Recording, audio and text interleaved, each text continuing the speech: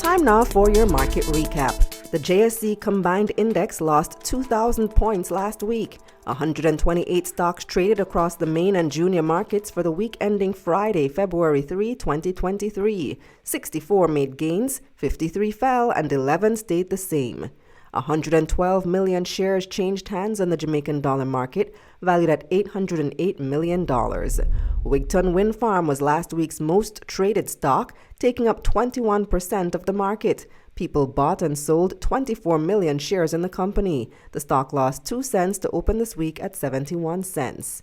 Kingston Wharves traded the second highest volume, with people buying and selling 7 million shares. It opened the new week at $35. And One-on-One rounded out last week's most traded. It took up 6% of market volume, with 7 million shares trading. The stock opened the new week at $1.19. Now let's see who had the biggest gains for the week. JPS 7% was last week's top stock, up 78%. The stock was also January's best performer, up almost 600% to start February at $4.46.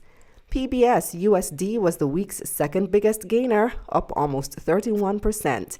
And rounding out last week's biggest gains was MPC Caribbean Clean Energy, up 29%. On the losing side now, Palace Amusement was the week's biggest loser, down 22%. However, the stock was the second biggest gainer for January, behind JPS. Knutsford Express was the week's second biggest loser, down 17%, and JMMB Group 7.25% VR JMD CR preference shares fell 14%. Now here's a look at some of the highlights for the month of January. The main index dipped 4%, while the junior market gained almost 2%. The financial index lost 5.5%, and the manufacturing and distribution index fell 1%. ISP Finance Services rounded out January's top stocks, up almost 49%. On the losing side, Radio Jamaica was last month's biggest loser, down 17%. Barita was the month's second biggest loser, down 16%, and Sterling Investments fell 15%. Over on the Trinidad and Tobago Stock Exchange, the composite index lost 9 points last month. Massey Holdings was the most traded stock for the month. It opened February at $4.48 TT.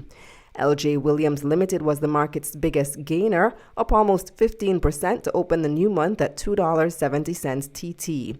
And on the losing side, Guardian Media fell almost 27% last month to $2.15 TT.